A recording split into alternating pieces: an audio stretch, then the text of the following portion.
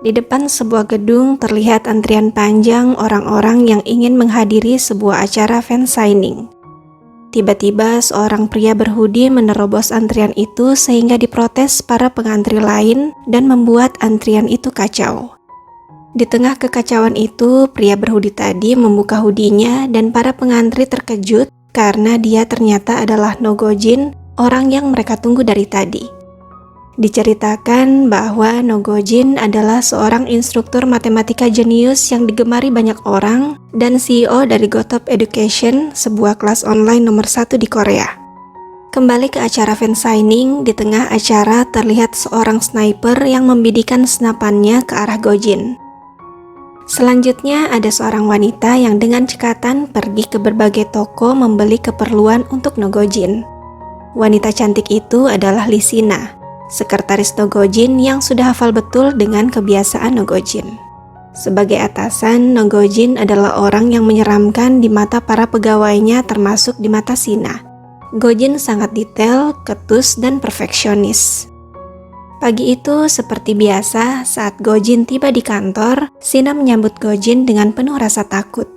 Dengan was-was, Sina lalu mengantar sarapan Gojin ke ruangannya. Semuanya berjalan lancar hingga Gojin memakan roti isinya. Tiba-tiba Gojin membuang roti isinya, lalu dengan elegan mendekati Sina dan memarahi Sina karena di dalam roti isi itu ada bawang bombay yang sangat dibenci Gojin. Terlihat Sina yang sangat ketakutan dan tertekan dengan apa yang dilakukan atasannya itu, sampai-sampai saat Sina keluar dari ruangan Gojin, kepalanya pening hingga dia harus meminum obat. Selanjutnya, salah seorang instruktur bahasa Inggris di Gotop bernama Kang Min datang menemui Gojin di ruangannya. Kang Min adalah seorang instruktur yang bermasalah, dan hari itu akhirnya Kang Min dipecat oleh Gojin.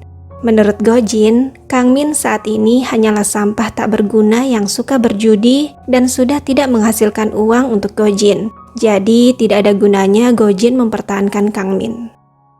Siang harinya, Gojin mengadakan rapat dengan seluruh instruktur Gotop.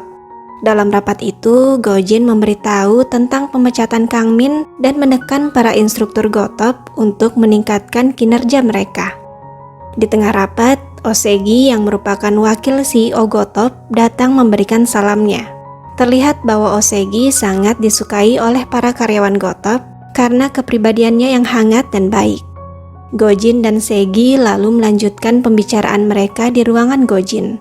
Tidak seperti pada yang lainnya, Gojin sama sekali tidak ketus dan tampak sangat akrab dengan Segi. Gojin mengajak Segi makan malam bersama. Namun Segi menolaknya karena Segi sudah ada acara malam itu. Hal itu membuat Gojin kesal karena sebenarnya makan malam itu untuk merayakan ulang tahun Gojin. Setelah Segi keluar dari ruangan Gojin, Gojin yang hendak keluar dikejutkan dengan Segi dan Sena yang masuk ke ruangannya memberikan surprise ulang tahun untuk Gojin. Gojin terlihat sangat senang mendapat surprise itu. Kemudian, sambil berbincang-bincang dengan Segi, Gojin membuka sebuah paket yang ada di mejanya. Di dalamnya ternyata ada sebuah benda dengan lumuran darah. Meskipun terkejut, namun Gojin berusaha bersikap senormal mungkin agar Segi yang masih ada di ruangannya tidak tahu tentang paket itu. Lanjut, Segi memberitahu bahwa dirinya akan ke Amerika beberapa hari untuk memperluas pasar Gotop dan meminta Gojin liburan ke Gangneung. Setelah Segi keluar dari ruangannya, Gojin membawa paket yang berisi benda berlumuran darah tadi ke sebuah ruangan rahasia milik Gojin. Di dalam ruangan itu ternyata juga ada banyak benda-benda serupa yang sengaja dikumpulkan Gojin. Rupanya selama ini Gojin sudah banyak mendapatkan ancaman pembunuhan berupa kiriman benda-benda aneh seperti itu. Mungkin banyak orang yang tak suka pada Gojin karena sifatnya yang ketus dan arogan serta temperamennya yang buruk. Beralih ke Sina, malam itu Sina sangat terharu dan bangga karena dirinya berhasil bertahan selama 1 tahun menjadi sekretaris seorang Nogojin yang arogan. Sejauh ini belum ada sekretaris Nogojin yang bisa bertahan selama itu menghadapi Gojin. Kemudian saat Sina akan pulang, tak sengaja dirinya berpapasan dengan Segi. Segi mengajak Sina ke ruangannya dengan alasan ada yang ingin dibicarakan Segi. Dan saat di ruangan Segi, betapa terkejutnya Shina karena Segi memberinya sekeranjang bunga dan bonus sebagai ungkapan selamat karena Shina telah bekerja selama 1 tahun di Gotop. Segi juga meminta Shina mengambil cuti untuk liburan dan memberi semangat agar Shina tidak menyerah pada mimpinya untuk menjadi seorang instruktur. Sesampainya di rumah, Shina menceritakan kebaikan Segi pada sahabatnya Chu Okhee. Okhee malah menggoda Shina, lalu menyuruh Shina memeriksakan dirinya ke dokter karena selama Shina bekerja di Gotop, Shina terus meminum obat sakit kepala karena kelakuan Gojin. Keesokan harinya, Gojin menghadiri acara kuliah spesial di sebuah universitas yang mengundang Gojin sebagai instruktur tamu untuk mengisi kuliah tersebut. Di acara ini, Gojin bertemu dengan CEO Ilpum Edu, Park Yang-tae. Sekedar informasi, saat ini Ilpum Edu adalah kelas online nomor 2 di Korea setelah Gotop. Diceritakan bahwa dahulu Gojin ternyata adalah petugas kebersihan di perusahaan Yang-tae. Namun berkat kejeniusannya, Gojin akhirnya mendirikan Gotop dan sekarang menjadi saingan berat Yang-tae. Sementara itu, di ruang operator, salah satu instruktur Gotop, Ma Eun-jung, terlihat sedang kebingungan karena lupa membawa file presentasi untuk kuliah spesial Gojin hari itu. Dalam kebingungannya, Eun-jung dengan liciknya malah berniat untuk mengkambing hitamkan Shina, sehingga Shina lah yang nantinya akan disalahkan atas keteledoran Eun-jung ini. Kuliah pun dimulai. Saat sedang mengisi kuliah itu, Yang-tae yang ingin mengerjai Gojin dengan memasukkan obat pencahar ke dalam minuman Gojin malah dikerjai balik oleh Gojin dan itu membuat Yang-tae sangat kesal. Ditambah lagi, Gojin tiba-tiba mengumumkan bahwa Yang-tae akan menyumbang 1 miliar won untuk universitas alma maternya itu sehingga membuat Yang-tae terkejut bukan kepalang. Beralih ke kantor Gotop. Shina sedang sibuk mencari flash disk yang berisi file presentasi Gojin atas permintaan Eun-jung. Lanjut ke kuliah spesial, Gojin membuka kuliahnya dengan tanya jawab. Saat ada peserta kuliah yang bertanya, kenapa orang sejenius Gojin masih saja mengajar matematika sampai sekarang, padahal Gojin pasti bosan mengajar materi yang sama setiap tahunnya, Gojin menjawab bahwa Gojin melakukan hal itu demi uang. Gojin menjelaskan bahwa latar belakang keluarga Gojin yang dulu sangat miskin hingga pernah kelaparan dan tidak punya uang sepeser pun membuat Gojin saat ini akan melakukan apapun untuk menghasilkan uang. Gojin tidak ingin meninggal menyedihkan karena kemiskinan. Kemudian saat Gojin akan mempresentasikan kuliahnya, materinya tidak muncul di layar. Eun-jung datang dan memberitahu Gojin bahwa Shina lupa memberikan flash disk yang berisi presentasi Gojin. Gojin tentu saja kesal, dan saat Gojin akan melanjutkan kuliahnya, dari pintu masuk muncul Shina yang datang dengan mengendap-endap.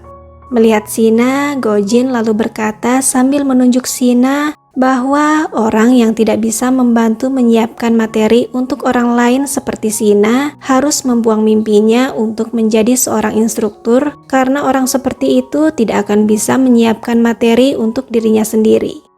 Mendengar hal itu, Shina yang tidak tahu apa-apa tampak sangat sedih. Lanjut, malam itu Shina lembur karena harus menjilid materi milik Gojin. Saat Shina mengingat perkataan Gojin tadi siang, Shina kembali bersedih. Untungnya perkataan Segi di malam sebelumnya berhasil membuat Shina kembali bersemangat. Keesokan paginya, Shina ke rumah sakit untuk menjalani pindai MRI guna mengecek kepalanya yang sering sakit belakangan ini.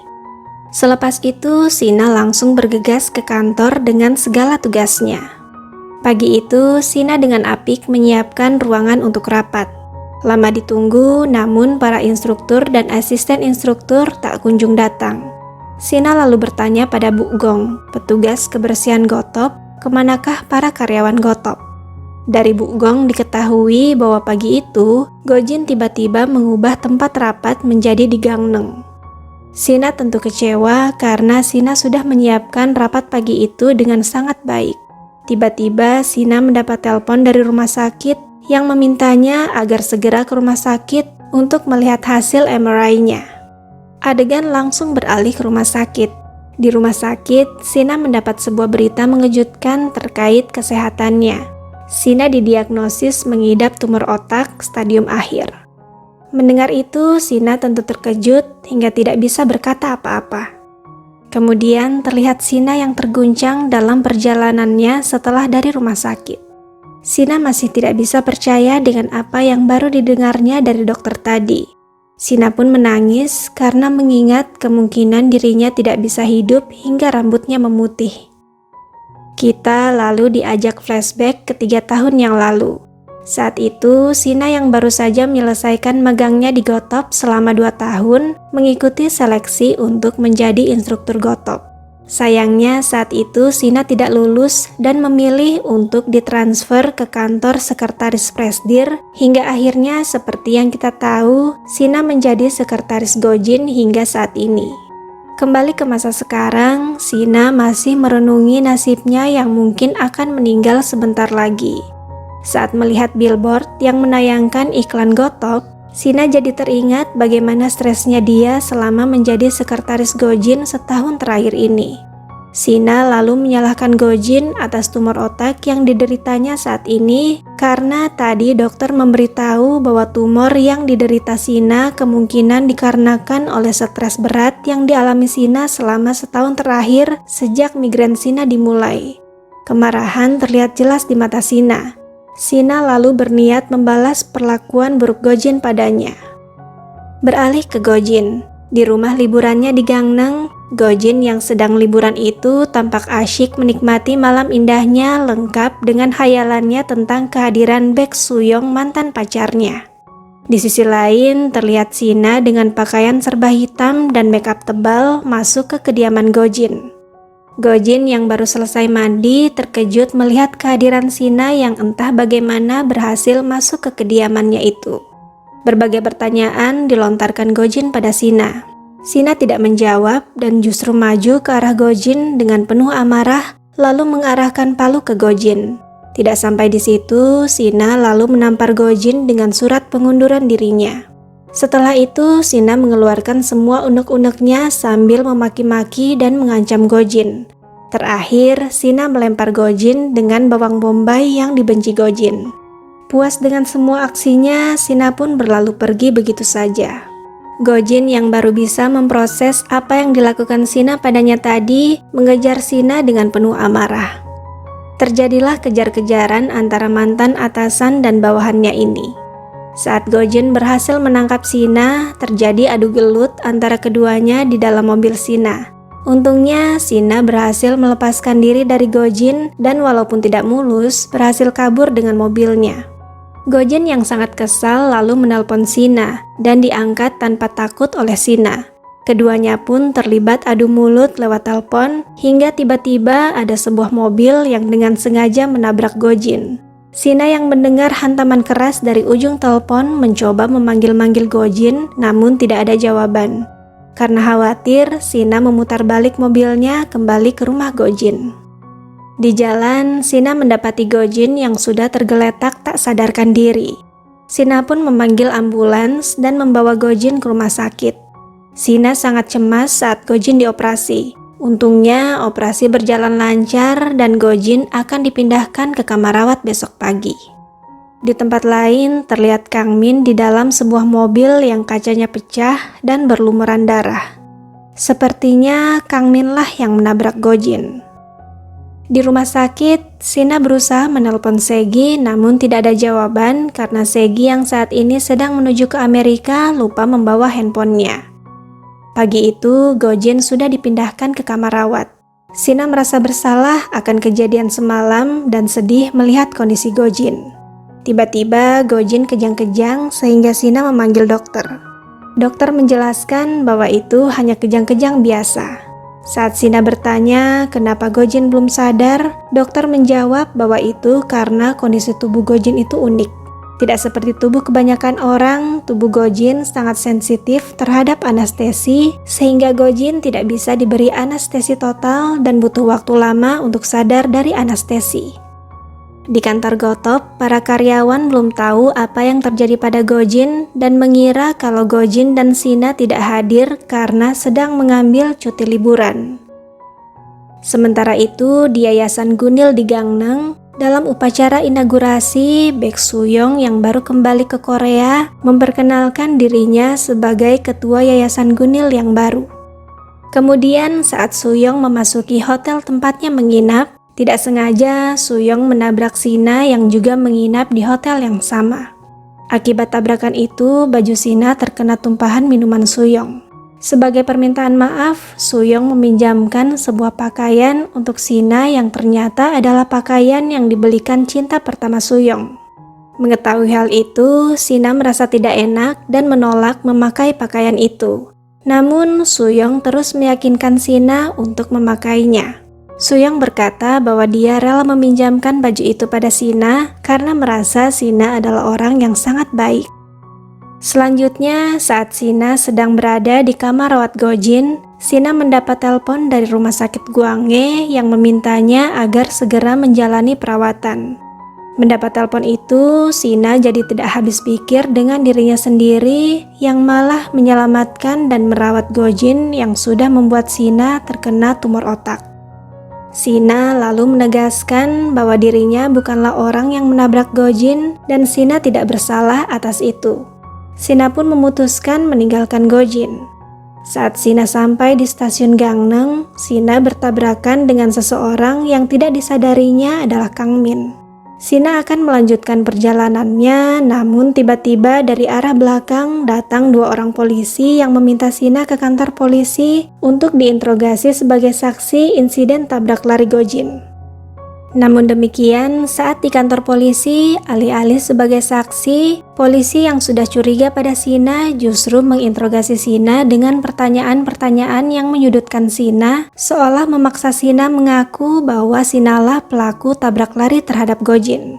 Bukan tanpa alasan, tapi memang bukti-bukti yang ditemukan polisi di TKP mengarah pada Sina sebagai pelakunya.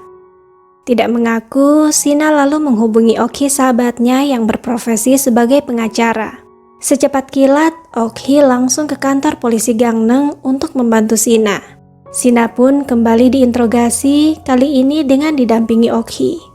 Meskipun demikian, karena bukti-bukti yang ditunjukkan polisi sangat kuat, Ok-hee tidak bisa berkata apa-apa dan malah ikutan curiga pada Sina.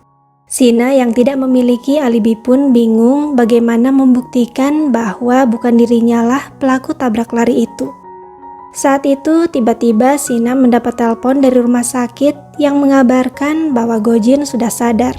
Sina, Ok-hee, dan polisi pun bergegas ke rumah sakit. Di rumah sakit, dokter menjelaskan bahwa meskipun sudah sadar, namun Gojin mengalami amnesia. Selama proses operasi, meskipun tubuh Gojin sudah mengalami efek di anestesi, namun pikiran Gojin tetap terjaga dan merasakan sakit saat operasi.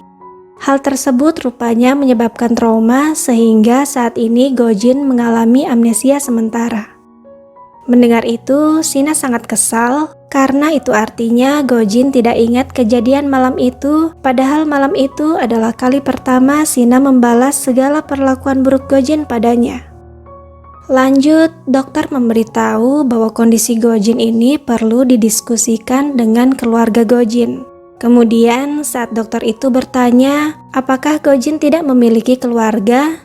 Tiba-tiba sebuah rencana sepertinya terlintas di benak Sina, sehingga Sina menjawab bahwa Gojin sebenarnya memiliki seorang tunangan, dan tunangan Gojin itu tidak lain dan tidak bukan adalah Sina.